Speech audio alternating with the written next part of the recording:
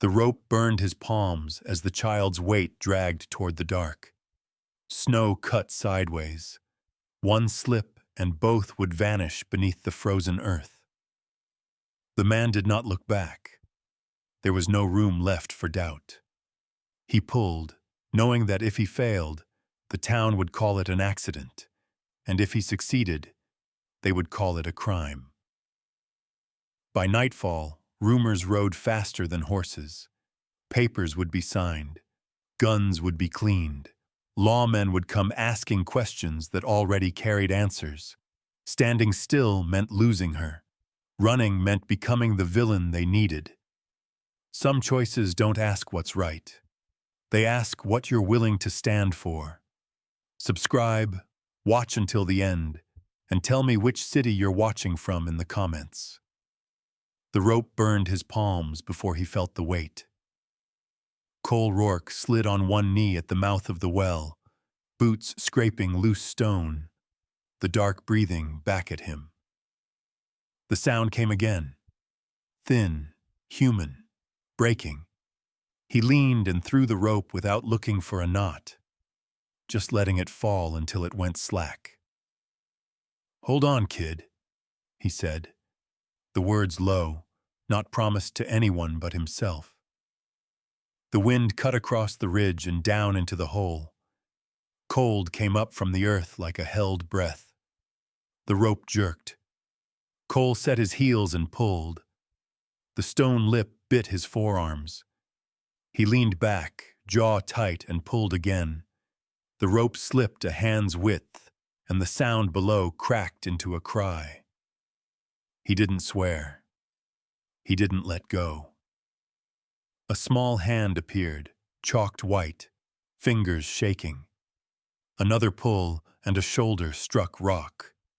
The child cried out, then clamped her teeth and went quiet. Cole hauled once more, and she spilled onto the ground, all elbows and dirt and trembling, clutching the rope as if it might run away. He wrapped his coat around her without asking. Her breath shuddered against his chest. "I'm here," I told myself. Just that. She was little. 6, maybe. Dark hair matted with dust. Eyes too steady for a body that small. She looked past him first, not at him, scanning the ridge and the trees and the road far below as if counting exits. Then she looked up at his face. "Don't shout," she said. Her voice was hoarse. "They hear." Cole nodded. He loosened the rope from his hand and coiled it. He didn't ask who. He lifted her and set her on the saddle. She weighed nothing and everything. "What's your name, kid?" "May." She touched the red thread on her wrist, once like a rule. "We go this way." She pointed with her chin, not her finger. They moved along the ridge, keeping the wind at their backs. Snow lay in old patches, gray at the edges, refrozen into teeth. May told him where not to step. She avoided the easy paths and chose the crooked ones, ducking brush that tore at sleeves. Cole followed. He watched her watch the land. He felt the pull of the well behind them like a held thought. Halfway down, she said it. Just once, as if reading a sign. "You need a wife," she said, eyes still on the ground. "I need a dad." Cole went still. The horse took another step, and he stopped it with his knees. He didn't laugh. He didn't correct her. He breathed once through his nose.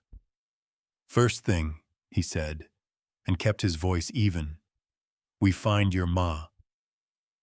They came on the camp at the edge of the trees. The fire was cold and kicked apart. A kettle lay on its side, the water frozen thin inside. A blanket dragged through the snow and torn. May slid from the saddle and stood, hands at her sides. She didn't run, she didn't cry. She waited. Cole crouched and touched the ground. Men's boots, more than one. A heel mark deep where someone had been pulled. A smear that wasn't mud. He straightened and turned away from the trees. "You stay with me," he said. May shook her head. "No." She swallowed. "You go. I go there." She pointed toward the road, toward the low line of fence that marked his place. "Mailbox says Rourke." Cole stared at her. The wind lifted her hair, and she didn't brush it back. She had already chosen.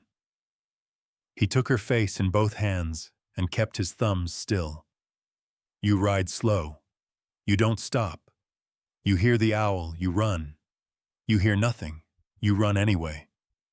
She nodded. She climbed and took the reins. "Tonight," she said, and it wasn't a question.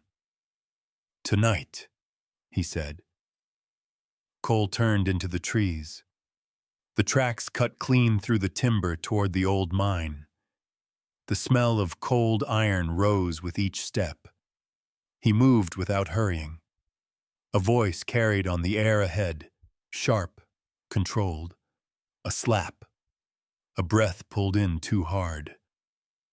Cole slid to the side and went low, the rock wall at his shoulder, the mouth of the mine yawning black. Inside, the light wavered. A man stood with his back to the wall, arms crossed, smiling like a courtesy. Another held a woman by the elbow. Her lip was split. Her eyes were clear. Cole stepped out and lifted his rifle just enough. "Let her go," he said. The smiling man turned his head. "Family business," he said, easy. "You lost, mister?" Cole didn't answer him. He looked at the woman. "May's safe," he said. She didn't move. She didn't look toward the trees. She looked at Cole's hands, at the steadiness. "Don't say her name," she said quietly. The men shifted. One reached. Cole tightened the angle, and they saw it in his eyes. The smiling man held up a palm. "We'll be back," he said, like an invitation. "Law'll sort this." They backed away. The sound of their boots went hollow and then thin. The woman sagged. Cole caught her and took her weight. She smelled of ink and blood and cold. He lifted her and carried her out. The sky was already turning. Evening bled into the snow. He took her home. May was on the steps when they came through the gate, the light from the window behind her. The sound of a hymn low inside. A woman's voice counting the words like beads. May ran and stopped short, then ran again and wrapped herself around her mother's waist. The woman held her with one arm and pressed her face into May's hair. Cole set them both inside the door. He washed the blood and wrapped the ankle. The woman watched him work. She didn't thank him. She didn't ask his name. She took out a small leather notebook and pressed it into her coat, as if remembering it was there. "I can't run anymore," she said, finally. Cole nodded. He closed the door and set the bar. Outside, something moved at the fence line and then didn't. Inside, the hymn ended. Someone said, "Amen." The fire caught. The kettle sang. May ate and leaned against his knee, asleep before the spoon cooled. Cole sat and listened to the house breathe. They would come back. He knew it. He let the thought sit. I stayed. Morning came thin and colorless. Cole woke before the fire died, the room holding its breath the way snow does before it falls again. May was still against his knee, warm and light, the red thread on her wrist a small flag. He shifted and she made a sound but didn't wake. The woman, Clara, sat at the table with the notebook closed under her palm, eyes on the window as if the glass could tell her what would happen next. A knock came soft, then softer, as if the hand belonged to someone who didn't want to be seen owning it. Cole stood and went to the door without hurry. He slid the bar and opened just enough to hear the cold. A man waited on the porch, hat off, hair silvered by frost, the badge catching what little light there was. He looked past Cole once and then didn't do it again. "Morning, mister," he said. "Sheriff?" Cole nodded. "Morning." "I heard shouting last night," the sheriff said, "and a hymn." Cole stepped aside. "Come in." The sheriff wiped his boots and stopped short when he saw Clara. He didn't stare. He tipped his head. "Ma'am." She nodded back. "Sheriff?" May woke and watched him watch her. She didn't move. The sheriff noticed the thread and the way the child held still like a habit. He took his notebook out and then left it on the table unopened. "Any injuries?" he asked. Clara lifted her ankle an inch. "I can walk." "Anyone follow you here?" Clara's mouth set. She looked at Cole, then at the door. "They will." The sheriff sighed and took off his hat. "Then we'll need names." Cole shook his head once. "Not yet." The sheriff met his eyes. He waited. He nodded. "Law moves slow," he said. "Cold moves faster." He turned to Clara. "Ma'am, if you want protection, you'll need to speak." Clara touched the notebook. "I will," she said, "when my words won't be turned against my child." The sheriff stood a moment longer, then put his hat back on. "I'll come by again," he said, "before dark." After he left, the house felt bigger and emptier. Cole fed the stove. The kettle sang. May slid off the chair and went to the window, breath fogging the glass. She counted under her breath, then stopped. "What are you counting, kid?" Cole asked. "Steps," she said, "from fence to tree." Cole went outside. The fence line held a new mark, a boot heel pressed into the snow where no one had reason to stand. Cole crouched and brushed it clean with his glove. He stood and looked toward the road. The road looked back. He came in and shut the door. "We'll make rules," he said. "Simple ones." May nodded. Clara listened. "No one opens the door," Cole said. "No one goes alone.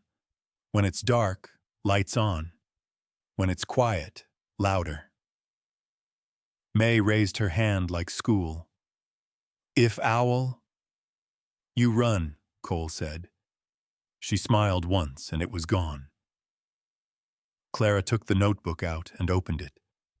The pages were tight with small writing and marks that weren't letters. Dates lined the margins. Circles and lines crossed and recrossed. Cole didn't lean in. He let her choose the distance. "They'll say I planned it," she said. "That I took her." She closed the book. "This says otherwise, if read right." "Then we'll read it right," Cole said. She studied him. "And if the law reads it wrong?" Cole looked at the stove, the scar on his hand white against the iron. "Then we don't give them the chance." Snow began to fall near noon. Not thick, just enough to quiet the world. Cole stacked wood. May held the small pieces and set them by size like a game. Clara wrote by the window, the pen moving in short bursts, stopping, moving again. Once she paused and pressed her fingers to her lips, as if counting words she would not use. A car came up the road in the afternoon and did not stop. It passed slow, turned at the bend, and passed again. May saw it and went still. Cole set the axe down and waited. The car did not come back a third time. The sun slid early. The sheriff returned with another man, younger, eyes tired, hat new. They stood inside and did not sit. "There's a petition," the sheriff said. "Temporary, custody." Clara closed her eyes. May took her hand. Cole said nothing. "Paper says the child's better returned," the younger man said. "Until things are sorted." Cole felt the house tilt. He set his feet. "Things are sorted," he said. "She stays." The sheriff lifted a palm. "Not tonight," he said. "Papers filed, not served, but it's coming." "Who filed?" Clara asked. The sheriff didn't answer. He didn't have to. Clara nodded once. "I'll speak now," she said. She slid the notebook across the table. The younger man reached for it. Cole's hand landed on the cover, not hard, just enough. He looked at the sheriff. "Read it here," Cole said. "Out loud." The sheriff hesitated. He nodded. He read dates and marks and lines that became words when said slow. He read a pattern that made sense if you followed it all the way through. He stopped and took his glasses off. "This helps," he said. "It hurts too," Clara said. "If twisted." "We won't twist," the sheriff said.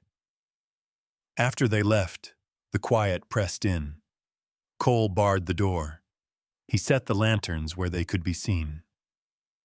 May sat on the floor and tied the red thread tighter.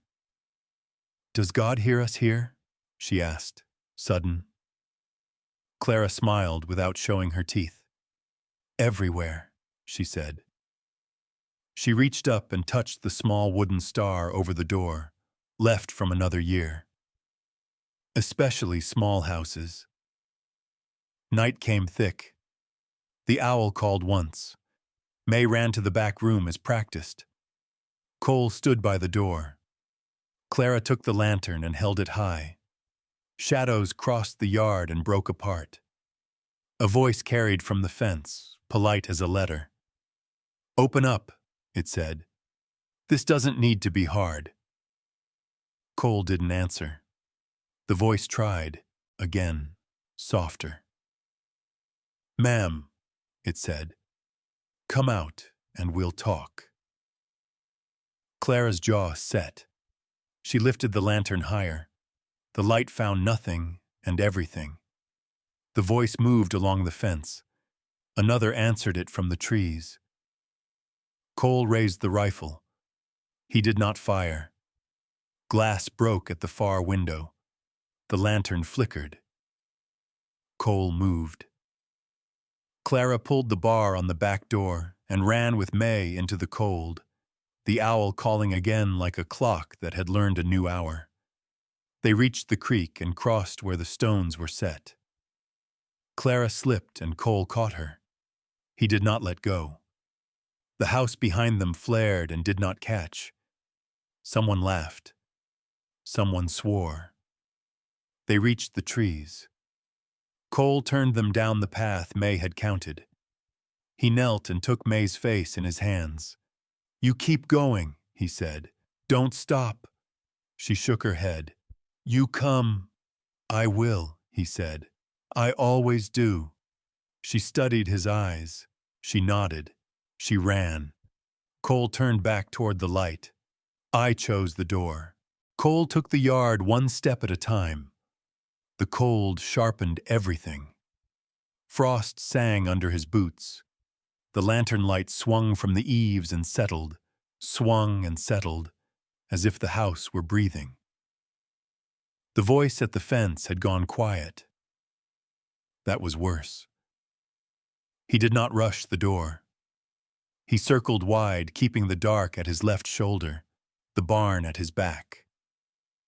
The broken window showed a black mouth rimmed with glitter. He knelt and touched the glass with 2 fingers, then wiped them on his coat. Someone had been inside. Someone light. A shape moved near the fence. Cole lifted the rifle, just enough to let it be seen.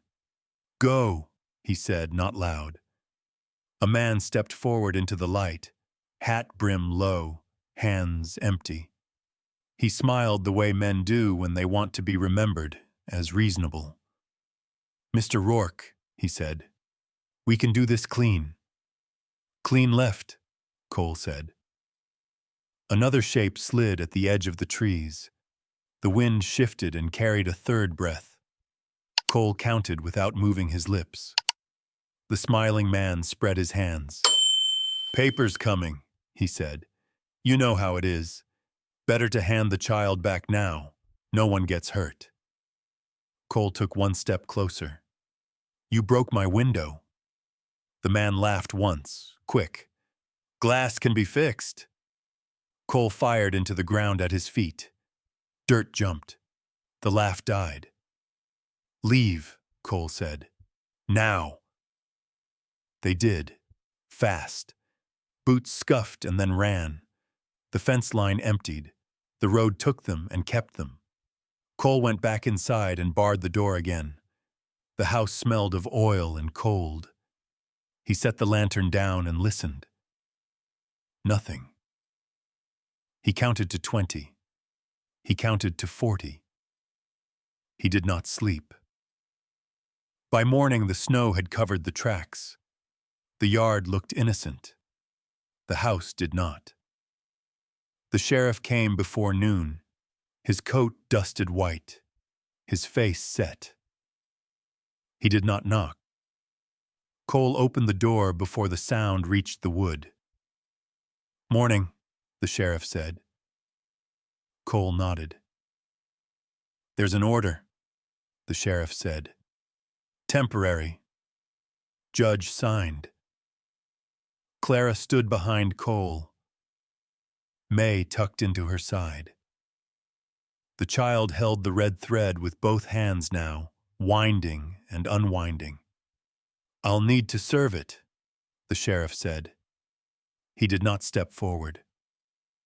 Clara spoke first. "Today?" "Yes, ma'am." "And if I refuse?" The sheriff looked at May.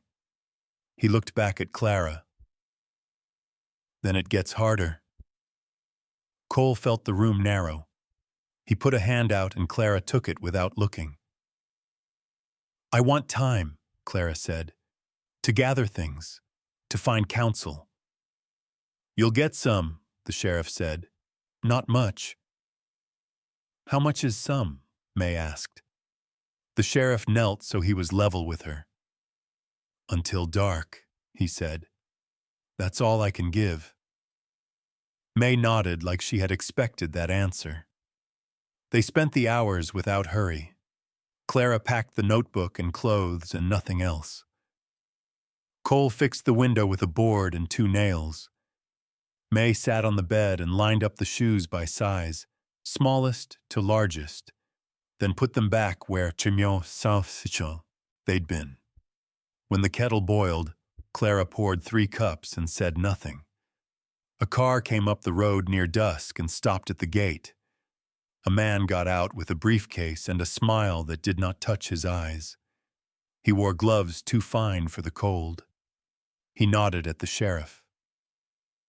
"Counsel," the man said. "On behalf of Mr. Blackwell." Cole did not move. The lawyer looked at Clara as if she were an exhibit. "Ma'am," he said, "this doesn't need to be ugly." Clara set the cup down. "It already is." The lawyer opened the briefcase and laid out paper. He did not offer it to Cole. You'll come with us, he said to May. For now. May leaned into Cole's leg. No, she said. The lawyer smiled again. It's not your choice, kid. Cole stepped between them. You're on my land. The sheriff cleared his throat. Let's keep it civil. It will be, the lawyer said. He slid the paper across the table. Sign. Clara did not touch it. She opened the notebook instead. She set it down beside the paper. Read, she said. The lawyer did not look at it. Irrelevant. Read, Cole said. The sheriff took the notebook and flipped pages, his brow drawing down. He read dates. He read marks. He read the same pattern again and again until it was not a pattern but a record. The lawyer shut the briefcase. We're done here, he said. The order stands. Clara's hand shook once. She steadied it. Then we leave, she said. She bent and kissed May's hair. You be brave. May pulled back and looked at her. You come. I will, Clara said. She looked at Cole. You keep her safe. Cole nodded. He did not say anything else. The sheriff took off his hat. Ma'am, he said, I'll walk with them. They went out into the cold together. The car door opened. May did not let go of Cole until the sheriff pried her fingers loose one by one. Watch, the lawyer said to Cole. This is how it goes. Cole watched the car take the bend. He did not follow. He stood until the sound was gone. The house was too quiet. Cole moved from room to room, touching things he had fixed and things he had not. The small wooden star over the door caught the last of the light. He turned it straight. Night came down fast. A knock came after dark, hard this time, owned. Cole did not open the door. The voice was different now, lower. Mr. Rourke, it said. We had an arrangement. Cole lifted the rifle. You're trespassing. The voice laughed. So were you. You kept my daughter. The word hit like a stone. Cole's grip tightened. You want to talk, the voice said. Come outside. Cole did not. Something struck the barn and thudded. A flare caught and hissed, lighting the yard red. Shadows leaped. The voice moved with them. Cole fired once, high. The flare died. The yard went dark again. The back door rattled. Cole moved. The door held. He braced and kicked it open. Himself, and stepped out. The rifle low, the night wide. A man stood 10 paces away, hands empty again, smile gone. He was taller than the others, broader, built for rooms and not fences. You don't know her, he said. You don't know what she needs. Cole took another step. I know what she needs tonight. The man's eyes flicked to the trees. Cole saw it and moved. He did not fire. He closed the distance and put the butt of the rifle into the man's shoulder and drove him back. They fell together into the snow. The man grabbed for the rifle. Cole let it go and took the man's wrist instead, twisted until bone spoke. The man cried out, short and sharp. Enough, Cole said. The man spat blood. This isn't over. No, Cole said. It started. Footsteps came fast. The sheriff's voice cut the dark. Down, he shouted. Both of you. Cole rolled away and stood with his hands open. The man lay and laughed into the snow. They took him away with words and cuffs and paper. The sheriff stayed. I'll do what I can, the sheriff said. It won't be quick. Cole nodded. I'll be here. The house held him again. He fed the stove. He sat at the table and did not drink. He listened to the wind and the far sound of a car that might be anything. I waited. Before dawn, a sound came that was not the wind. Cole went to the door and opened it without thinking. May stood on the step, coat too big, eyes bright and wrecked. Behind her, Clara leaned on the fence, pale and standing. The sheriff's car idled at the road. The lawyer was not with them. May ran and hit Cole hard. He caught her and held on.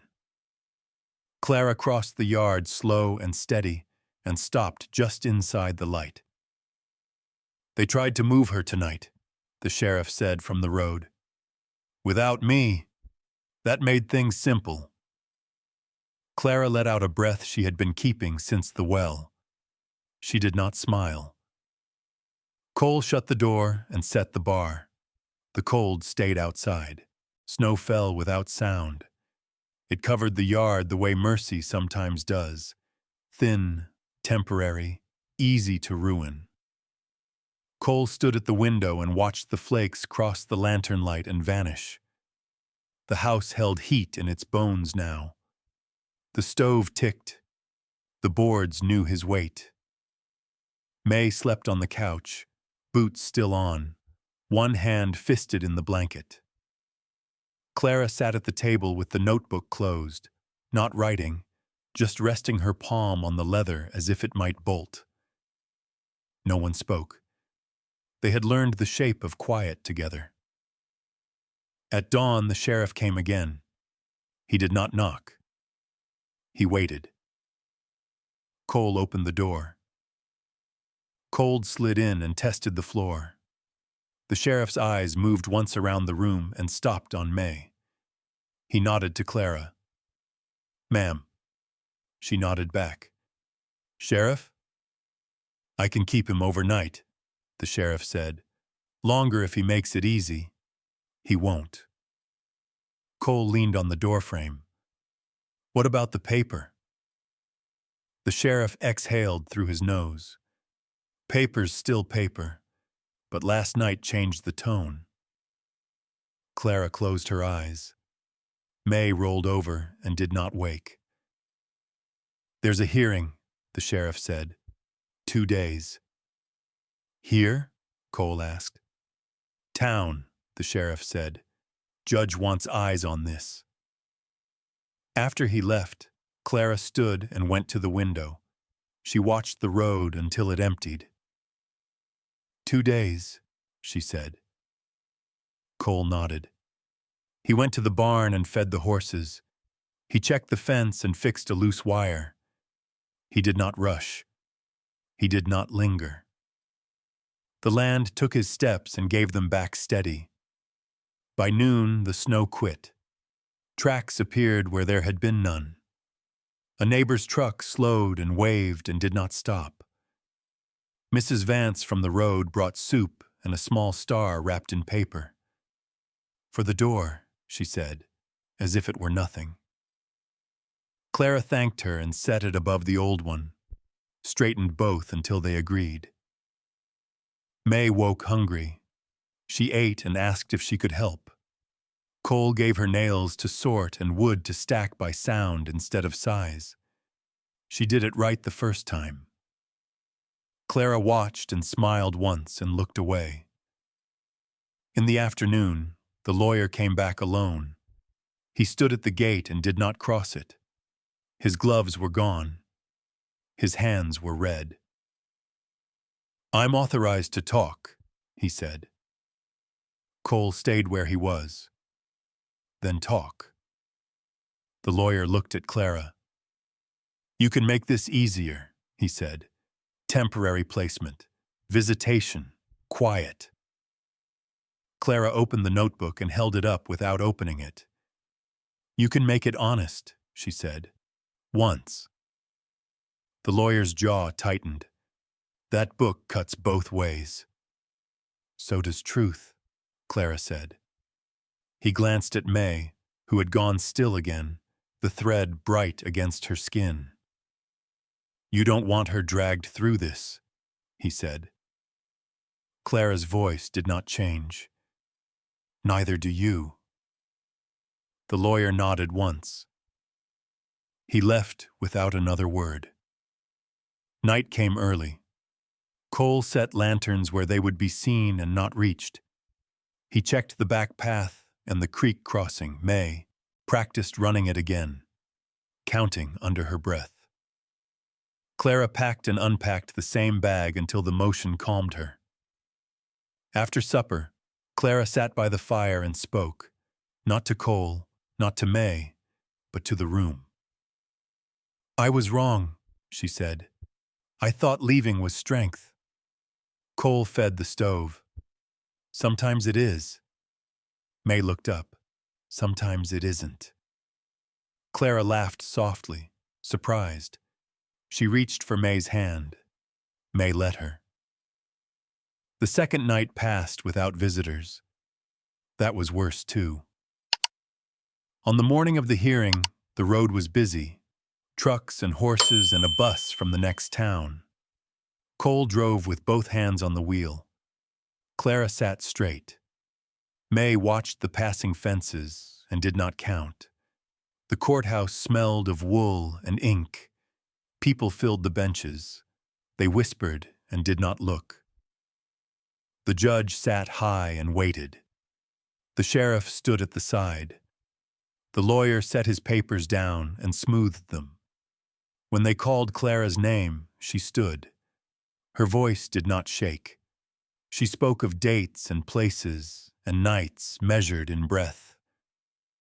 She spoke of the notebook without opening it, of patterns that made sense only if you wanted them to. She did not cry. The lawyer spoke next. He spoke of stability and procedure and rights. He did not look at May. Cole did not speak until the judge looked at him.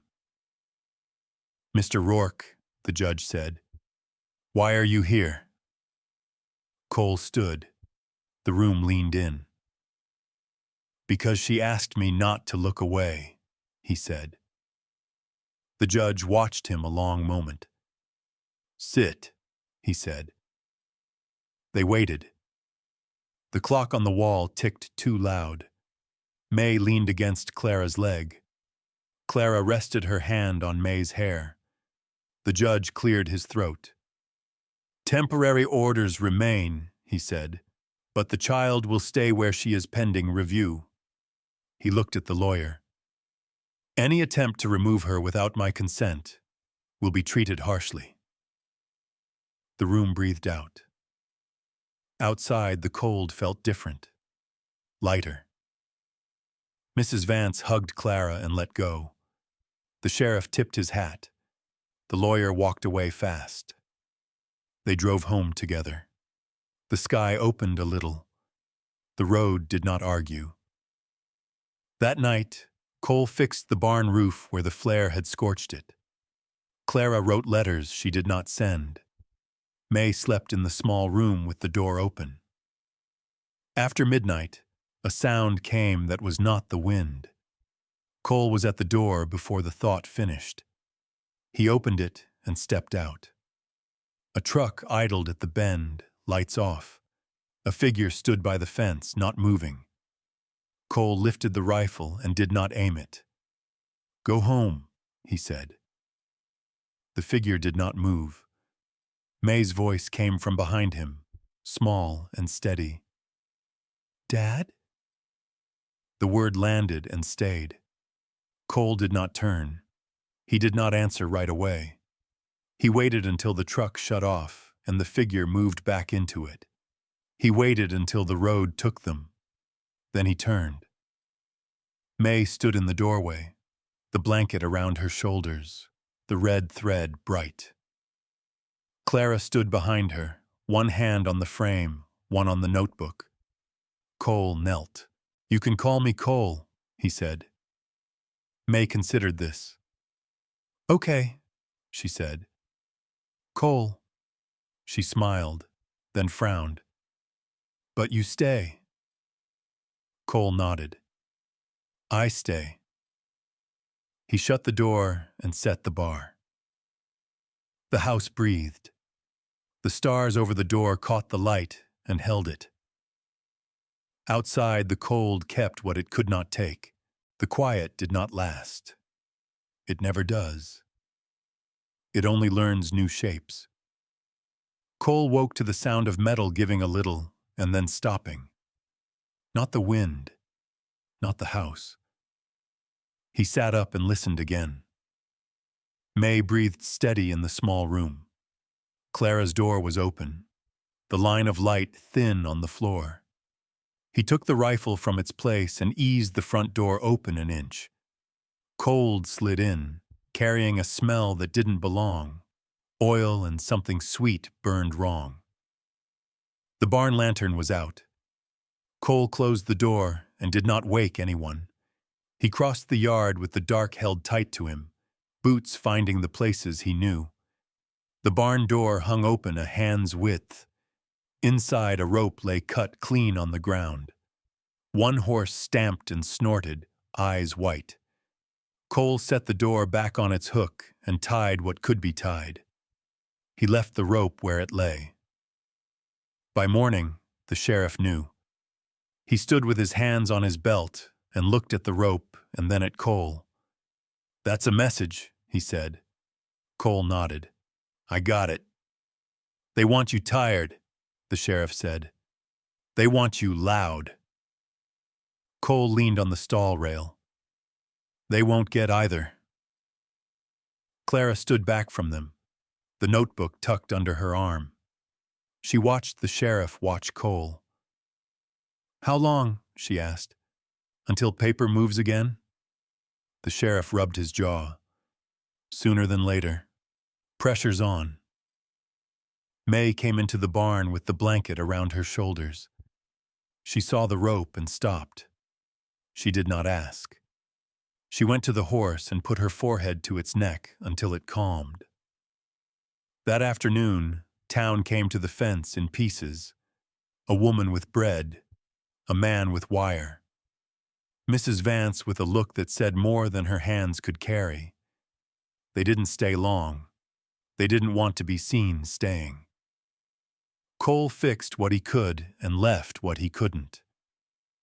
Clara wrote and tore pages out and burned them. May practiced the path again, counting, then not counting. At dusk, the lawyer returned with two men who did not look like lawyers. They stayed at the gate. The lawyer did the talking. "We can still make this quiet," he said. "Sign, and you'll have weekends." Clara stepped forward. "She's not a parcel." The lawyer smiled thin. "Everything is." Cole moved between them. "You're done here." One of the men shifted his weight. The other laughed.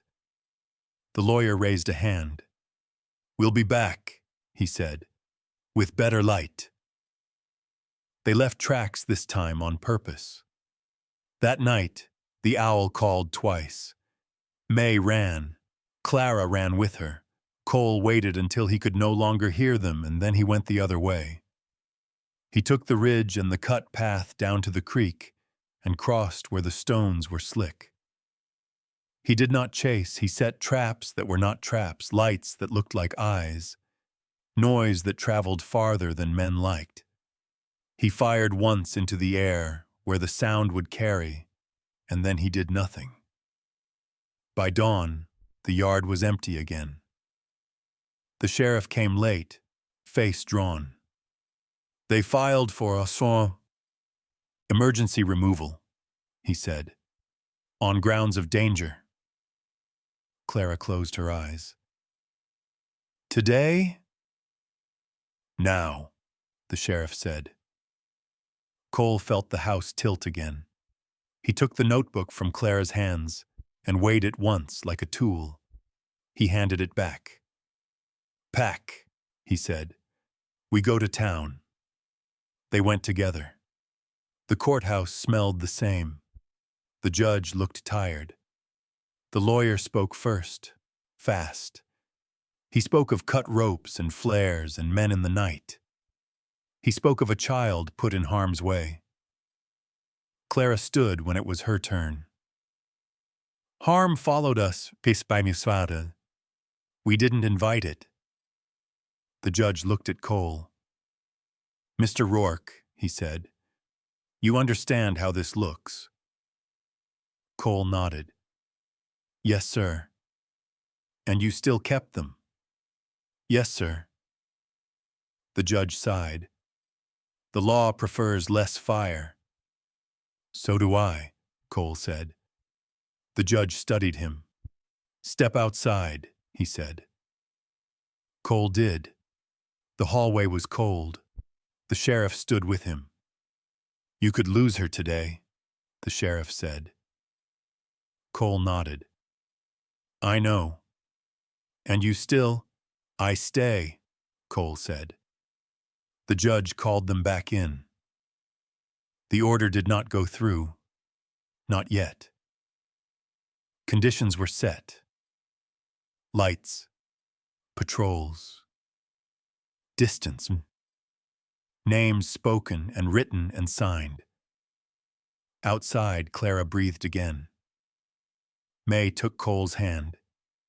He let her. They drove home slow. The road watched them. That night, snow came heavy. It hid tracks and made new ones.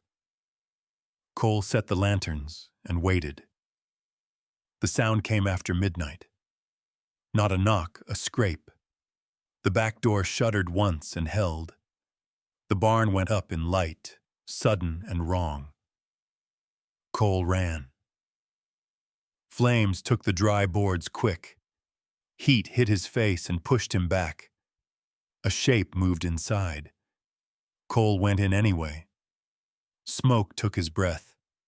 He found the horse by sound and cut the halter. The animal lunged past him and out into the snow. Cole stumbled and went down on one knee. The roof cracked. He thought of nothing. He moved. He came out with his coat burning and rolled in the snow until it went dark again. The barn roared and then fell in on itself, sparks hissing like insects. Clara stood at the edge of the yard, May behind her, hands clamped over her ears. Cole looked at them and nodded once. The sheriff came with lights and voices. Men ran. Water steamed. Someone shouted a name that wasn't Cole's. By morning, the barn was a black mouth rimmed with frost. The lawyer did not come that day. Instead, the judge did. He stood in the yard and looked at the ruin, and then at May. He looked at Clara. He looked at Cole last. This has gone far enough, he said. Yes, sir, Cole said. I'm issuing a protective order, the judge said. Against him. Full. Clara swayed. May grabbed her coat. And temporary guardianship, the judge said, pending review. May looked up at Cole. That means? It means, the judge said, she stays. May smiled then, wide and unafraid. That night, the house smelled of smoke and soup. Mrs. Vance brought more bread. The sheriff stayed for a cup and left. Cole sat at the table and watched the flame in the stove. Clara wrote one last page and closed the notebook. May climbed onto his lap without asking. You stayed, she said. Yes, he said. I knew, she said. Outside, the cold settled back into its places. It kept the barn and left the house. The house remembered the barn. It creaked at night where it never had before, a low complaint in the beams when the wind shifted. The smell of smoke stayed in the wool coats and the curtains, faint but stubborn, like a name you can't forget once you've learned it. Cole fixed what he could in daylight and let the rest speak when it needed to. May started school the following week. It wasn't far. One room, whiteboards gone gray, a bell that rang like it was tired of its job. Cole drove her the first morning. Clara sat in the back, hands folded around the notebook, eyes on the road. May wore boots too big and a coat that swallowed her shoulders. She held the red thread like it might slip away. At the door, the teacher smiled and bent. "Morning, miss." May looked up at Cole. He nodded once. "Morning," May said. She went inside without looking back. Cole stayed until the bell rang again. The days found a shape. Clara cooked and wrote and went to town for paper and stamps. Cole worked the fence line and started the slow job of clearing the barn site. May learned letters and numbers and the sound of the bell. Sometimes she came home quiet. Sometimes she talked all the way to the gate. The sheriff came twice that week. Once to say nothing had changed. Once to say something might. "They're pushing," he said. "Not loud, smart." Clara nodded. They always did. The lawyer did not come. That was its own sound. On Friday, a car waited at the bend again, engine off, hood steaming in the cold. Cole saw it and did not stop walking. The car waited and then left. May counted the seconds after it disappeared. She stopped at 12. "Why 12?" Cole asked. May shrugged. "Because." That night, Clara opened the notebook and read aloud. Not the dates, the other marks, the small notes she'd written to herself to stay steady. "Breathe before you speak. Hands visible. Leave shoes by the door." May listened from the floor, chin on her arms. "What does this one mean?" May asked, pointing. Clara smiled. "That one means hope." May nodded, satisfied. Sunday came with church bells drifting across the snow, thin as wire. Cole did not go. Clara did, with May beside her. They sat near the back. Mrs. Vance squeezed Clara's hand and let go. The words were familiar and not asked to be understood. A wooden star hung near the door, older than the paint. After, a man stepped out of the crowd and blocked their path. He wore a good coat and a careful face. "Ma'am," he said, "we should talk." Clara stopped. She did not step back. "Through counsel," she said. The man smiled. "Of course." Cole saw it from the truck and came up fast. "You're done," he said. The man stepped aside. "Sooner than you think." May took Clara's hand. They walked on. That night, snow came hard and fast. The road disappeared. The world closed in to the sound of the stove and the wind worrying the corners. Cole woke to a thump and then another. He sat up and listened. The sound came again, closer to the back door. He took the rifle and went slow. A shape lay in the snow, curled and small. Cole opened the door, and cold poured in. He knelt and rolled the shape over. It was a boy, older than May, shaking and blue at the lips. Cole lifted him and brought him inside. Clara moved without a word, laying blankets, warming water. May stood at the doorway and watched.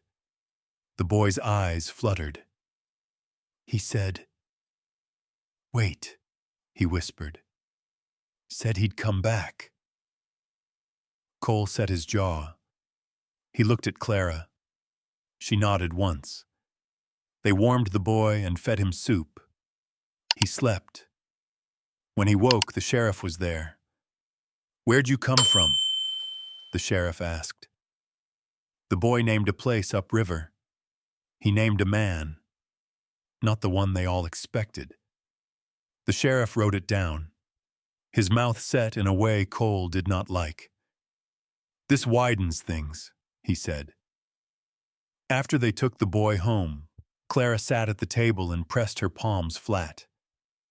"They're using children now," she said. Cole fed the stove.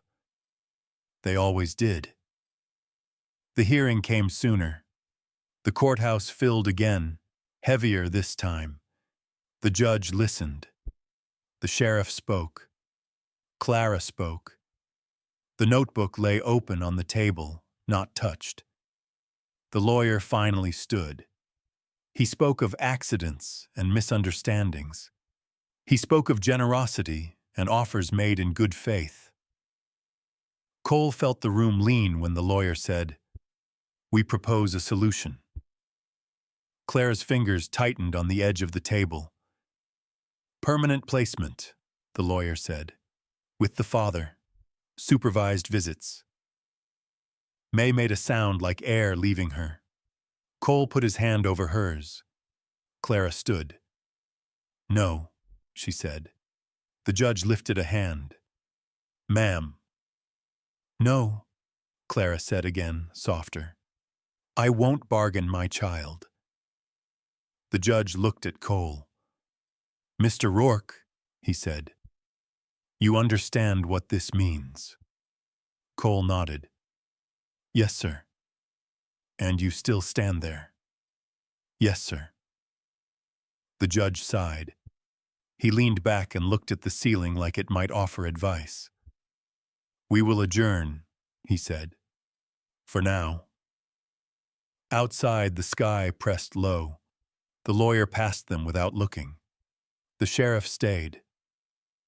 "They're cornered," he said. "Cornered men kick." That night, the house went quiet in a way Cole did not trust. He checked the doors and the windows. He checked the lanterns. He checked the path May counted. Clara sat with the notebook closed. May lay on the floor with the red thread looped around her fingers. A sound came from the road. Not a car. Footsteps. Many. Cole went to the door and opened it before the knock. Men stood in the snow, hats low, hands empty, smiles thin. The lawyer stood behind them, face pale.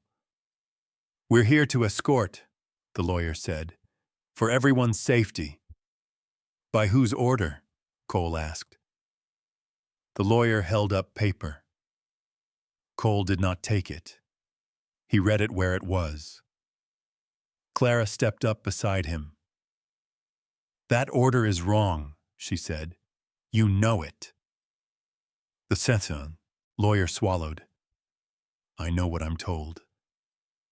May pressed into Cole's leg. "Don't go," she said, not loud. Cole felt the weight of it then, the exact weight. He took a breath and another. "No," he said. The men shifted. Snow fell into their collars. One laughed, nervous. Another took a step. A truck pulled up behind them, lights washing the yard. The sheriff stepped out, hand on his belt. "That paper's not served," he said. "And it won't be." The lawyer sagged like a man who had been holding something heavy for too long. He turned and walked back to his car without another word. The men followed. The yard emptied. The road kept them. Cole shut the door and set the bar. May looked up at him. "You stayed," she said. "Yes," he said. Clara leaned her forehead against the door. She did not cry. Later, when the house slept, Cole sat at the table and ran a finger along the wood grain. He thought of the barn and the fire and the rope cut clean. He thought of the boy in the snow. I didn't look away. Before dawn, the bells rang again, carried thin and clean. Snow softened the edges of the world. Cole went to the door and opened it.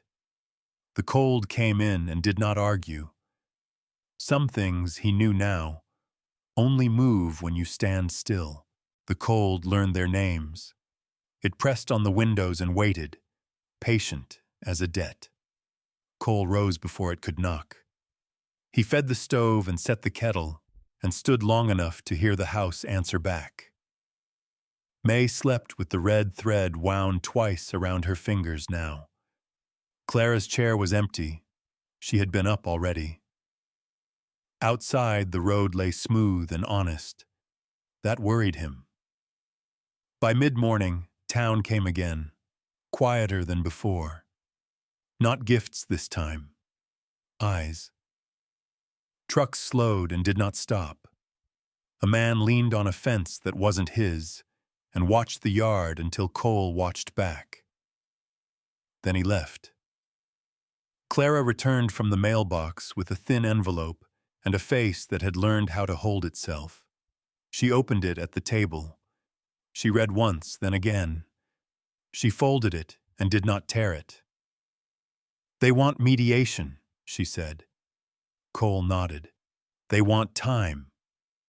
"They want leverage," Clara said. She slid the letter across. "Tomorrow." May looked up from the floor. "What's mediation?" Clara smiled, small. "It's when people say nice words so they don't have to do right things." May considered this. "Will it work?" "Sometimes," Clara said. Cole poured the water. "Sometimes is enough." That afternoon, the sheriff came with a look that meant weather. "There's talk," he said. "Not official. Men asking about your fence line. Your hours." Cole shrugged. "They can ask. They can answer too," the sheriff said. "Careful tonight." Night came with a moon thin as a coin. Cole set the lanterns and left one dark on purpose. He sat at the table and waited. Clara wrote and crossed out and wrote again. May practiced tying knots she had learned in school, slow and patient. The sound came after the moon slid behind cloud. Not a knock, not a scrape, a click. Metal finding metal. Cole stood. He lifted the rifle and moved without sound. The click came again, closer to the back door. He reached the frame and felt the wire with his fingertips. It hummed once and went still. A shadow broke away from the fence. Cole stepped into the light so he could be seen. "That won't work," he said. The shadow froze. Another shadow answered from the trees. Cole did not move. "Go home," he said. A rock hit the barn site and rolled. Another followed. Cole fired into the dirt between them. The shadows ran. He barred the door and leaned his weight into it. The house held.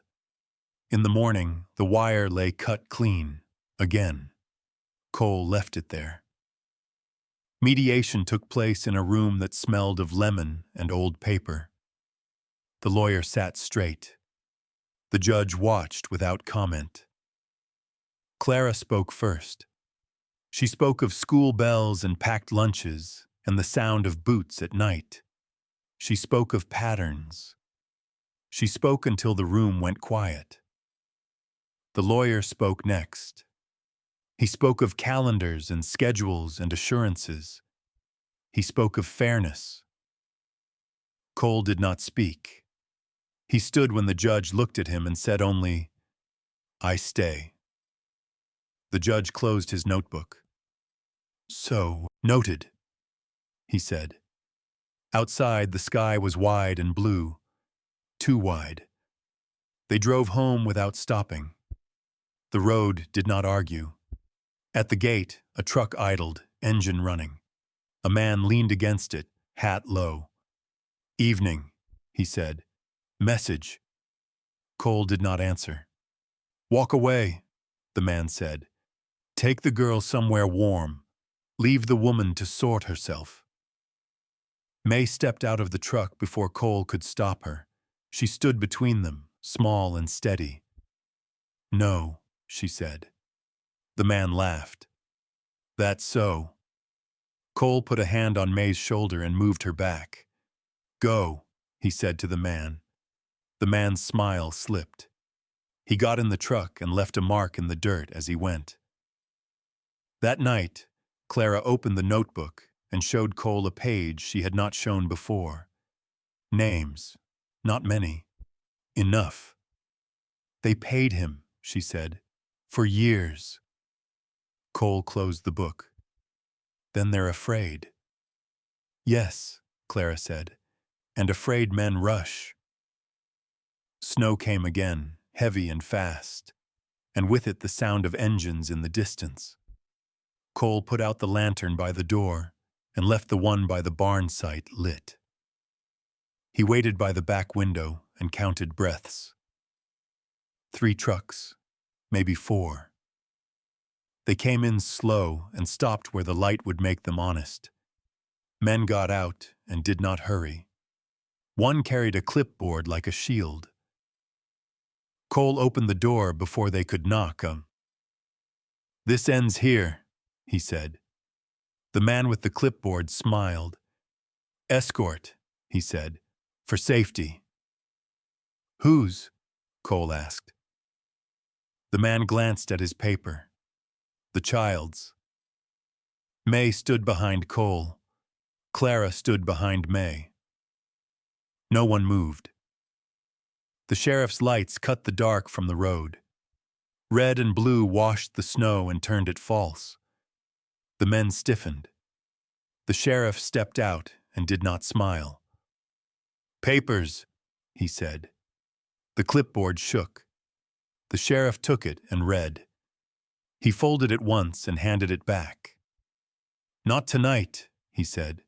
Not like this. One of the men swore. Another turned away. The trucks left. The snow kept falling. Later, when the house had gone quiet again, Clara stood at the sink and watched her hands. I'm tired, she said. Cole nodded. Me too. May patted in and leaned against them both. Does tired mean lose? Clara shook her head. No, she said. It means stay. Sunday came again. The bells rang. Clara went and May went and Cole stayed. When they came back, Mrs. Vance walked with them to the gate and said nothing until she had to. You're not alone, she said. At dusk, the road brought a car Cole did not recognize. It stopped and a woman got out, coat too thin, eyes sharp. She walked up the drive alone. Evening, she said. I'm from the state. Cole stepped aside. She sat at the table and listened. She listened to Clara. She listened to Cole. She listened to May, who told her about knots and counting and the owl. When she left, she shook Cole's hand. You're doing right, she said. Keep doing it. The night passed, without sound. In the morning, a letter came. Then another. Then a call to the sheriff that lasted longer than calls usually do. The sheriff came by at noon and took his hat off inside. They're pulling back, he said. Not gone, but back. Clara let out a breath that had been waiting. May smiled and then frowned, like she didn't trust smiles yet. Cole went out to the barn site and stood where the boards had been. He set one new post and tamped the earth around it until it was solid. I held the line. At sunset, the sky went pink and then gray. May ran the path one more time and stopped at the end. She turned and came back slow. You coming? She asked. Cole nodded. Always. They went inside. The door shut. The bar set. The house took them in. Outside, the cold found nothing left to take. The night came early and did not apologize. Clouds pressed low, turning the snow to ash. Cole banked the stove and checked the doors with his hand, not his eyes. Wood knew him. Iron knew him. The house answered with small sounds that meant yes. May sat on the floor with her school book open and did not read. She traced the red thread around her wrist and stopped when it grew tight. Clara stood at the sink and washed the same cup twice. No one spoke. Words felt like matches. Outside, the road went quiet in a way that made listening hurt. Cole moved the lantern from the window to the hall and left the porch dark. He took the rifle and leaned it against the chair where his hand would find it without looking. The clock ticked. Then it didn't. He reset it with a thumb. A sound touched the fence. Then another. Not footsteps. Weight shifting. Cole waited until the sound learned patience. He counted breaths. He did not count seconds. The knock came polite. "Evening," a voice said. "We need a word." Cole opened the door just enough to let the cold see him. "You've had words," he said. "You used them." A shape stood back from the light, hat brim low. Another waited where the barn had been. The voice smiled into the dark. "This is different." "Everything is," Cole said. The voice shifted. "Paper's coming down tonight," it said. "Signed right. We can do this without noise." May stood behind Cole and did not touch him. Clara's hand rested on the table near the notebook. The stove popped. "Go," Cole said. The voice sighed. "You're tired." "So are you," Cole said. The shapes retreated a step and then stopped. One laughed, short. The laugh died when the owl called from the trees, a clean sound that cut the yard in half. May ran. Clara went with her. Cole shut the door and set the bar, and then he was moving, fast and quiet, to the back window. Light flared at the road. Headlights swung and cut. Engines idled and did not commit. Cole saw hands and then didn't. The yard filled with breath and emptied again. They came from the creek. Cole fired once, high, where the sound would carry and bring law and neighbors and any witness that still believed in it. He waited. He did not fire again. A figure stumbled at the fence and fell. Another pulled him up. They left the way they had come, quick now, boots slapping water. The engines took them. The house breathed back in. Cole crossed to the back room. Clara had May wrapped tight, the blanket up to her chin, the red thread bright against the wool. Clara's eyes met Cole's and held. "It's Christmas Eve," May said, small and exact. Clara smiled, just enough. "It is." Cole nodded. He put the rifle down and fed the stove. The kettle sang like it remembered something. He set 3 cups out without thinking. A bell rang far off, thin and stubborn, carried by the cold. Clara closed her eyes. May leaned her head into Clara's side. "Does it count?" May asked. "If it's quiet?" "Yes," Clara said. "Especially then." They ate soup and bread by the stove. No one hurried. When the cups were empty, Clara took the notebook out and laid it on the table. She did not open it. "Tomorrow," she said, "whatever comes." Cole nodded. "We'll be here." The clock began again. It ticked. After midnight, snow fell hard enough to soften the world. Cole took a chair by the door and waited. He did not sleep. He thought of nothing. He stayed. Near dawn, a car came slow and stopped at the gate. One set of lights. No engine idle. A door opened and closed. Cole stood and opened the door before the knock. The sheriff waited in the snow, hat in hand, breath white. "Morning," he said. "Morning," Cole said. "They filed," the sheriff said. "Emergency. Again." Clara came to the door with May tucked against her. "Now?" she asked. "Now," the sheriff said. "But listen first." He took a step closer and lowered his voice. "State's watching. Judges watching. They want this clean." Cole nodded. "So do we." The sheriff looked at May. "You sleep okay, kid?" May nodded. "I counted."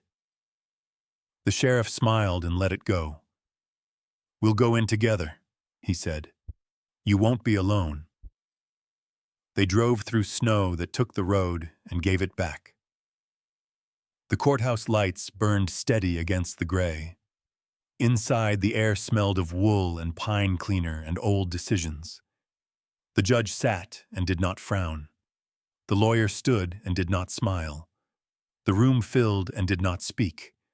The lawyer talked fast. He talked about danger and escalation and children caught in between. He waved paper and did not touch the notebook. Clara stood. She did not raise her voice. She spoke of nights and bells and counting. She spoke of staying. She did not cry. The judge listened. He looked at May. He looked at Cole. He looked at the sheriff. He rubbed his eyes. "This ends today," he said. The room leaned. "Protective order," the judge said. "Permanent. No contact. No proxies." Clara's breath broke and then held. "Temporary guardianship remains," the judge said, "with conditions, reviewed in 60 days. May squeezed Cole's hand. Cole squeezed back once.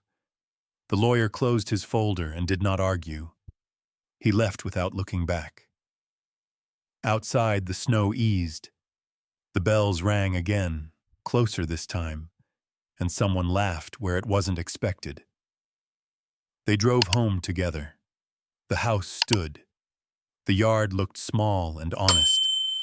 Cole opened the door, and the warmth met them halfway. That afternoon, neighbors came without pretending not to. Wire and boards and food and quiet hands. Mrs. Vance brought a small tree, cut uneven, the star already tied on with twine. "For tonight," she said. They set it by the window. May hung paper chains she had made at school, counting links and stopping at 12. Clara lit the candles and then put them out, laughing at herself. Cole plugged in a single strand of lights and watched them hold. At dusk, the road stayed empty. They ate and washed and sat. May fell asleep on the couch with the red thread loose now, no longer tight.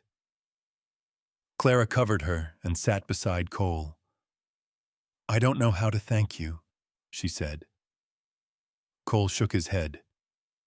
"You don't." Outside, the cold took its places and kept them.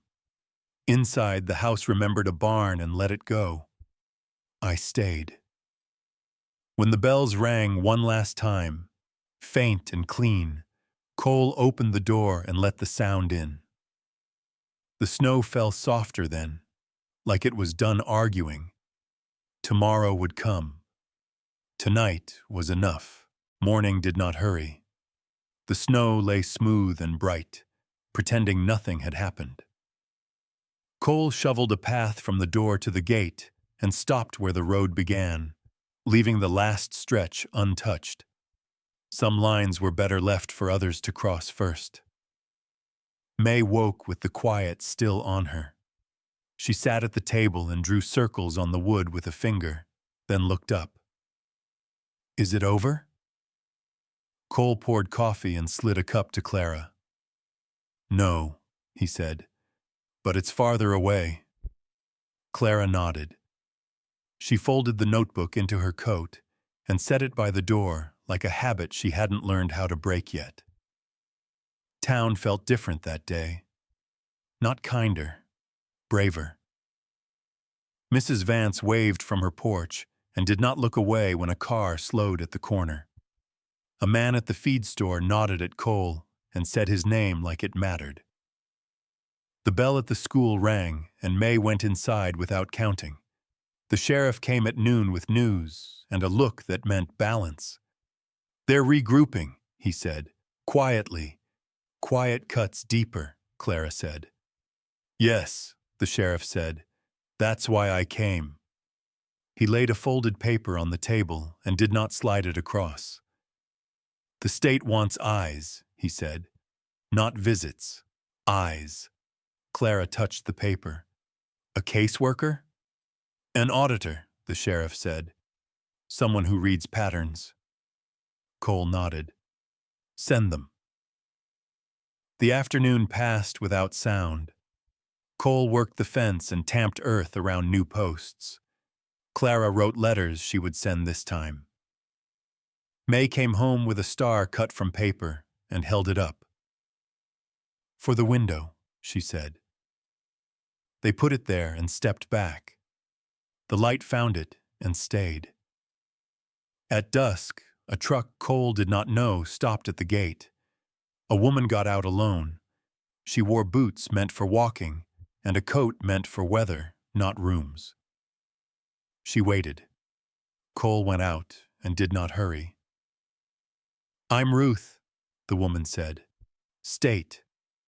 Cole, he said. She nodded once and looked past him at the house. May I? He stepped aside. Ruth sat at the table and listened. She listened to Clara. She listened to May, who told her about the owl and the counting and the way bells sound different when you're not afraid. She listened to Cole last. I don't make promises, Ruth said. I make records. That's fine, Clara said. Ruth took notes and did not smile. When she left, she shook May's hand. You're doing well, she said. May nodded like it was a fact she could accept. That night, the wind came back. It tested the corners and found them tight. Cole banked the stove and sat by the door. Clara read aloud from a book she'd found at the church sale, stopping when the words grew heavy. May slept with the red thread loose on her wrist, a habit that had learned a new way. The sound came after midnight, not from the road, from the barn site. Cole stood and listened. A shape moved where there should be none. He took the rifle and went out, the snow squeaking under his boots. Oma did not call out. A man stood by the posts, back to Cole, hands empty. He was older than the others, shoulders sloped by years of not lifting much. He turned slowly. I just want to talk, he said. Cole kept the rifle low. You're on my land. The man nodded.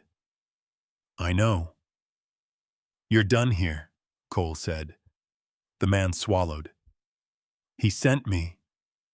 Cole waited. He said to tell you he'll wait you out, the man said. He said everyone gets tired. Cole stepped closer. Tell him I'm already tired. The man blinked. That's it? That's it. The man looked at the house once and then back at Cole. He nodded and left without running. Cole went back inside and shut the door. In the morning, a letter came addressed to Clara, then another to Cole, then one to the sheriff. They read them together at the table. The letters were polite. They asked for cooperation. They promised resolution. Clara folded them and set them under the notebook. "They're afraid," she said. "Yes," Cole said. "Good." School let out early for weather. May came home laughing, cheeks red. "We sang," she said. "The teacher cried." "About what?" Clara asked. May shrugged. "About staying." That evening, a meeting gathered at Mrs. Vance's place. Neighbors filled the room and stood where chairs ran out. The sheriff spoke plain. Ruth spoke careful. Clara spoke once and sat down. Cole did not speak. When it ended, men shook Cole's hand, and women hugged Clara, and no one asked for permission. May ate a cookie and did not count. The road brought a car at dark. This one did not stop. It passed and did not return. Days passed. The cold eased. The snow learned how to leave. Cole rebuilt the barn frame slow and square. Clara mailed letters and waited for answers that came measured and dull. May practiced her letters and read to the horses, stopping to pet their noses when they leaned in. The lawyer called once. He sounded tired. "They're reconsidering," he said. "Good," Clara said. "So am I." The call ended without threats. On a Sunday with no bells, Ruth returned. She sat at the table and closed her notebook. "I've seen enough," she said. "The record stands." Clara breathed out. Cole nodded. May smiled and then stopped herself, like she didn't want to waste it. That night, the cold came back one last time, sharp and clean. Cole stood at the door and opened it to the dark. No one was there. He shut the door and set the bar. The house slept. I slept too. Morning came with a sky like glass. Cole drove May to school and waited until the bell rang. He watched her go inside and did not follow. When he came home, Clara was at the table with a letter open. She looked up with eyes that had learned how to hope without asking. "They withdrew," she said. Cole leaned against the counter. "All of it. All of it." May came home early and ran the path once, slow, not counting. She stopped at the end and turned back, smiling. "You coming?" she asked. Cole nodded. "Always." They went inside together. The stove sang. The window held the star. Outside, the road stayed empty. Some things ended the way they should, quiet, without witnesses, covered by snow that knew when to melt. Quiet did not mean empty. It meant the house could hear itself again. Cole rose before light and stood at the window until the glass cooled his face. The road lay pale and honest. No tire marks, no patience hiding behind hedges. He took that in the way a man takes in a good fence, by touching it, then trusting it to hold. May woke with the sound of the kettle and padded into the kitchen, hair a dark halo, the red thread loose now, a circle that didn't pinch. She climbed onto a chair and watched steam lift and vanish. "Is today a school day?" she asked. "Yes," Cole said. "Good," she said, like a decision already made. Clara came in with the notebook tucked under her arm, then set it down on the shelf instead of the table. She noticed the change and didn't comment. Some habits don't need a ceremony to end. They drove through frost that sparkled and did not cut. At the school door, May paused and looked back once. Cole nodded. She went inside without counting. On the way home, Cole stopped by the barn site. New posts stood straight. He lifted a beam and set it in place, working alone. measuring twice and once more for the habit of it. The sound of a hammer traveled clean. He liked that. A truck came slow and stopped at the gate. Cole rested the hammer and waited. The truck idled, then shut off. A man got out, hat in hand, not young, not old. He didn't cross the gate. "Morning," the man said. "Morning," Cole said. "I won't take your time," the man said. "I'm here to say it's done." Cole waited. "They're gone," the man said. "Moved on. I was told to tell you." Cole nodded once. "All right." The man looked past him at the house and the smoke lifting thin. "You did right," he said, as if it were an apology. He got back in the truck and left without dust. Cole finished the beam. At noon, Clara came out with sandwiches wrapped in paper. They ate on the steps, the sun low but honest.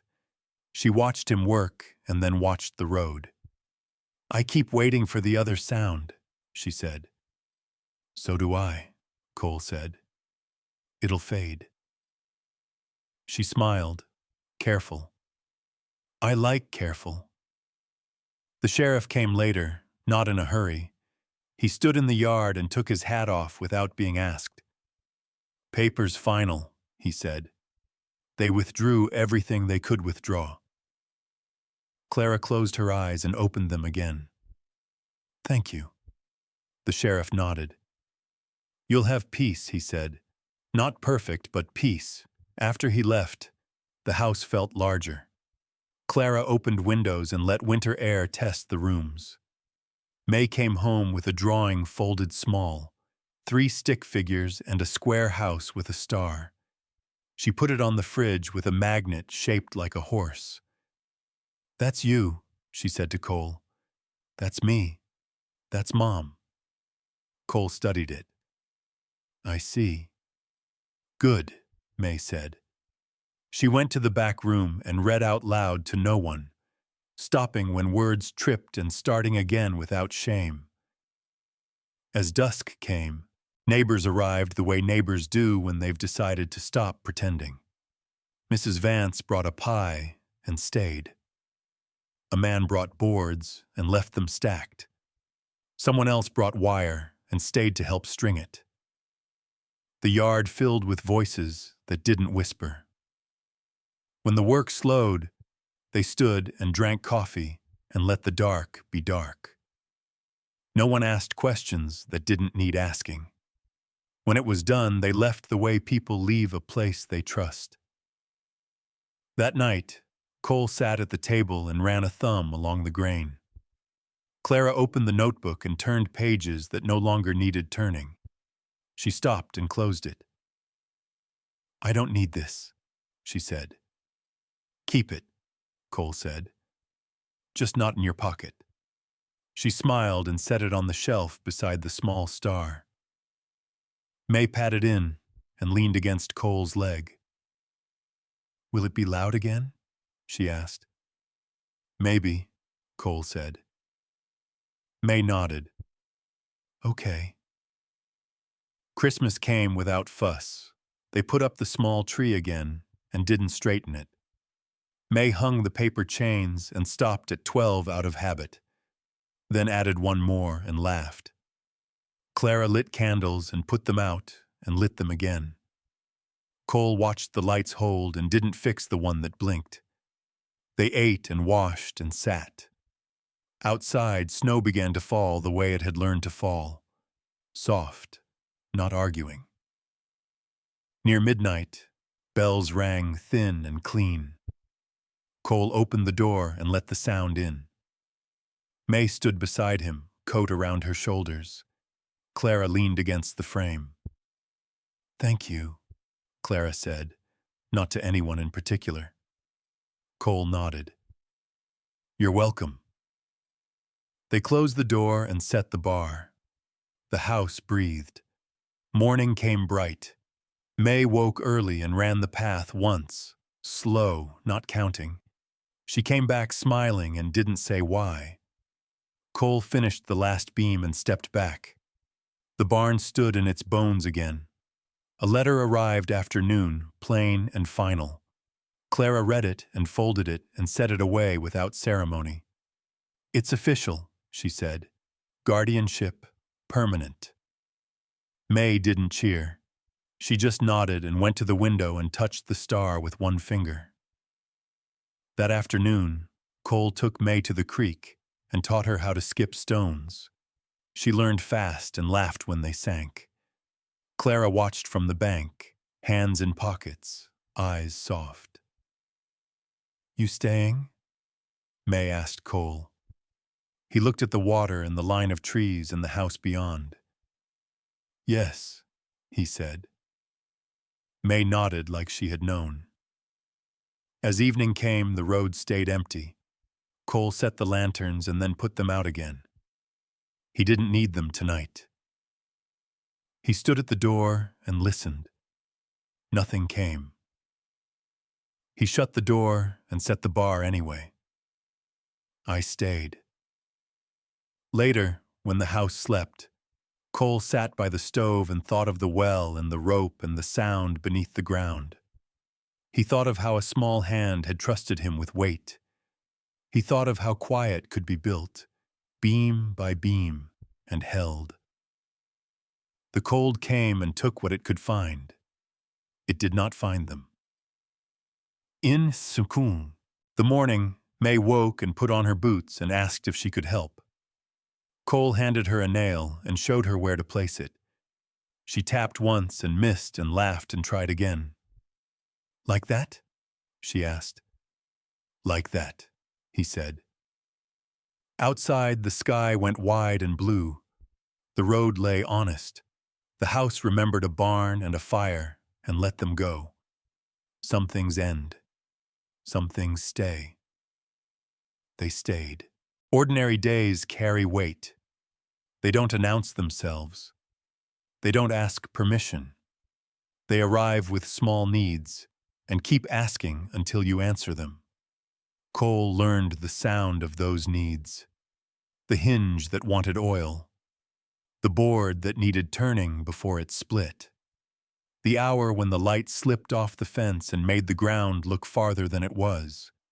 He answered them without hurry. He had learned that speed was a language trouble understood too well. May brought home spelling lists and mud on her cuffs. She learned to leave her boots by the door without being told. She learned which drawers stuck and which did not. She learned the house the way children learn a place that plans to keep them. Clara found work at the library 3 mornings a week, shelving books and mending spines. Ink stained her fingers again, not the way it used to. She came home with paper dust in her hair and the smell of old glue and smiled like she had walked a long way and found water. The sheriff came less. When he did, he stayed longer and said less. He drank coffee and watched the stove and nodded when he left. That meant something had held. The barn rose slow and true. Cole set the last beam on a morning when frost glittered and did not cut. He stepped back and let the line settle in his eyes. May clapped once and then stopped herself, shy of noise that might wake a past that slept light. "Can I write my name?" she asked. Cole handed her a piece of charcoal. She wrote it on the inside post, small and careful. He did not wipe it away. Town learned a new way to look at them. Not pity, not fear. Something steadier. A man at the feed store asked Cole about fence wire and listened to the answer. A woman at the post office asked Clara how May liked school and waited for the reply. On a Tuesday that felt like nothing, a car Cole had not seen before came up the road and stopped. He rested the hammer and waited. A man got out alone, hat off, hands empty. He did not smile. He did not cross the gate. "I won't take much time," the man said. I'm here to say goodbye. Cole waited. I worked for him, the man said. Not like the others. I did papers. I kept books. He swallowed. I'm done. Cole nodded once. Good. The man looked at the barn and the house. You won, he said, like a question. Cole shook his head. No. The man frowned. Then what? We stayed, Cole said. The man nodded like he had learned something expensive. He got back in his car and left without dust. That night, May asked about winning. It's when you get what you want, she said. Sometimes, Cole said. And losing? It's when you don't, Cole said. May considered this. What is staying? Cole thought of the rope and the well and the sound beneath the ground. It's when you decide where you stand and don't move, he said. May nodded like she would try that later. Sunday came with bells and snowmelt and a sky that couldn't make up its mind. Clara and May went and Cole stayed and fixed a gate that didn't need fixing yet. When they came back, Mrs. Vance walked with them and talked about nothing until she talked about something. There's a place for you, she said to Clara, soft. If you want it. Clara smiled. I have one. Mrs. Vance nodded and let go. In the weeks that followed, the road stayed empty. Too empty. Cole noticed. He checked the fence and found it uncut. He listened at night and heard the house breathe. He let the quiet teach him again. Then, on an afternoon when the sun leaned long, May came home with a bruise on her knee and a story she did not tell right away. She sat at the table and traced the wood grain and waited. What happened, kid? Cole asked. May shrugged. A boy said things. What things? She swallowed. He said I was taken. Clara's hand stopped on the counter. Cole did not move. And, Cole said. May shrugged again. I said no. What did he say then? He said his dad said it, May said. I told him my dad didn't. Clara knelt. Did it hurt? May nodded. A little. Clara kissed the bruise and breathed out. We'll talk to the teacher, she said. May shook her head. I already did. Cole watched her. What did you say? I said staying isn't taking, May said. It's choosing. Cole felt it land where it belonged. The teacher called that evening. She sounded tired and careful. It's handled, she said. We talked. Thank you, Clara said. After, the house felt quiet in a new way. Earned. The first spring rain came hard and then let up. The creek ran brown and loud. Cole took May to the bank and showed her how to read the water. Clara watched and wrote a letter she would send. On a night when frogs sang and the sky smelled green, a knock came. Cole opened the door and found Ruth, the state woman, standing without ceremony. She did not come in. I won't stay, Ruth said. I came to close a file. She handed Clara an envelope. Clara took it and did not open it. Keep doing what you're doing, Ruth said to Cole. Cole nodded. We will. Ruth left and the road took her. Later, Clara opened the envelope and smiled, not wide, not careful. It's closed, she said. May hugged her and then hugged Cole. He held her until she let go. Summer found them. The barn filled with hay and dust and the sound of work that didn't argue. May learned to throw a rope and missed and laughed and tried again. Clara brought lemonade and watched the shade move across the yard. On a day that felt like a gift, Cole took May to the well. He did not bring a rope. He brought a board and nails. He set the board over the mouth and drove the nails home until the sound went dull. May watched and did not speak. When he finished, he stood and wiped his hands.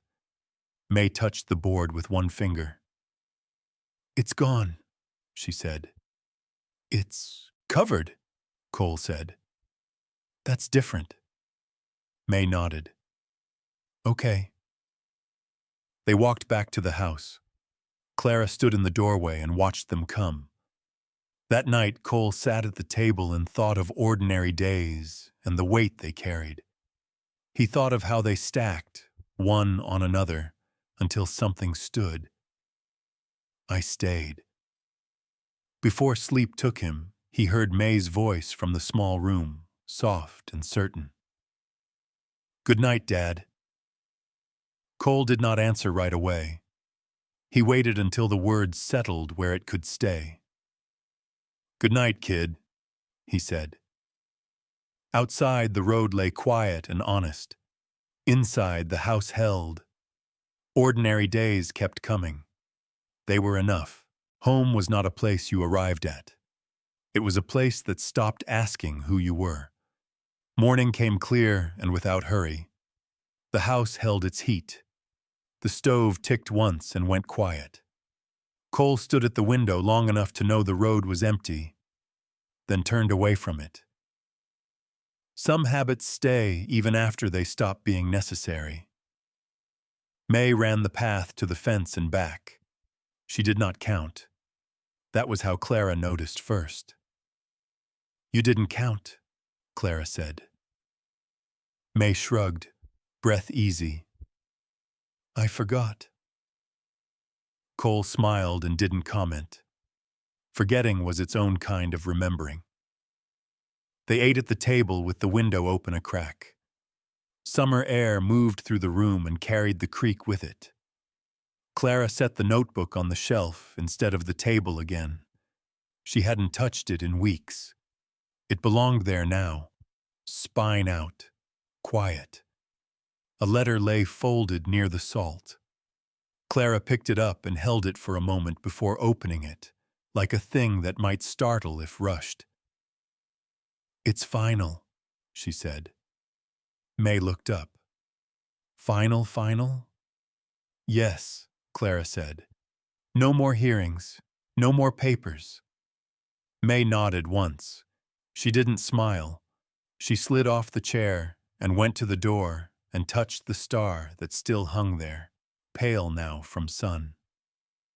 Cole watched her hand rest and lift. Outside, the barn stood finished in its bones. Cole ran a hand along a post and felt the grain settle under his palm. He had learned the shape of the work again. Slow, square, honest. He liked that. The sheriff came by late morning, hat in hand, eyes softer than they had been. He didn't cross the gate. "I won't be coming around anymore," he said. "Not official." "You're welcome unofficial," Cole said. The sheriff smiled. "I figured." He nodded once and left without dust. May went to school and came home with a paper folded careful. She laid it on the table. "I read all the way," she said. "That's a good way," Cole said. Clara kissed the top of her head and didn't say anything else. She had learned that praise landed better when it didn't crowd. In the afternoon, Clara took May to the creek. They folded paper boats and set them down one by one. May watched them float until they didn't. She didn't ask where they went. "They go where water goes," Clara said. May nodded. "Okay." On the walk back, they passed the well. The board Cole had set over it months before was weathered now. gray like it had always been there. May stopped and looked at it. "Is it gone?" she asked. "It's covered," Cole said. "That's different." May considered that. "I like covered." "So do I," Cole said.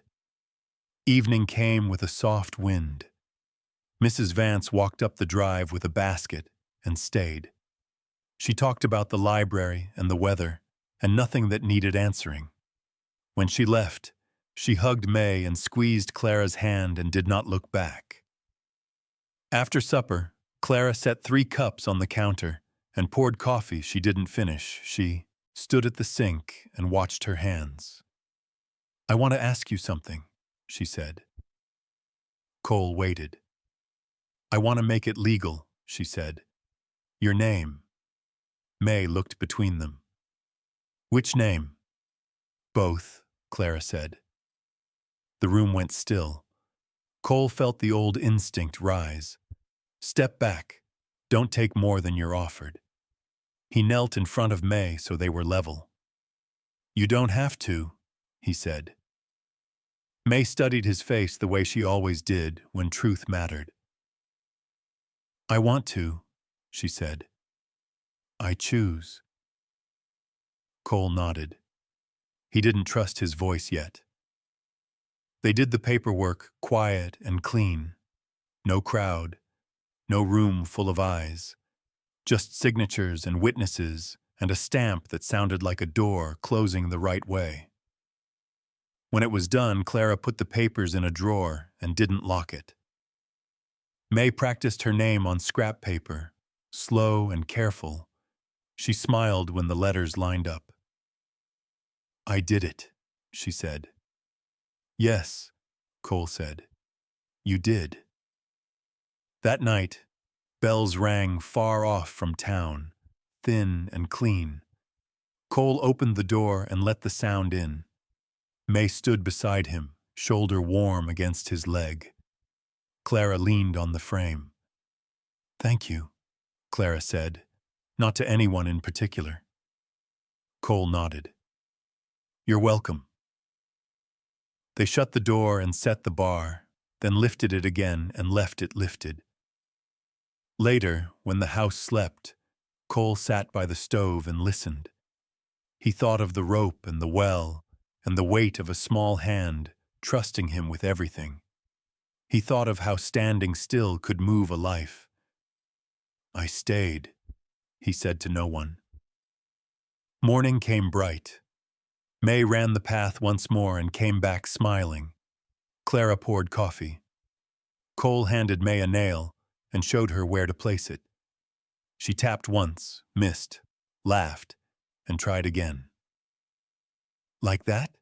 she asked. "Like that," he said. Outside, the road lay open. Inside, the house knew their names. That was home.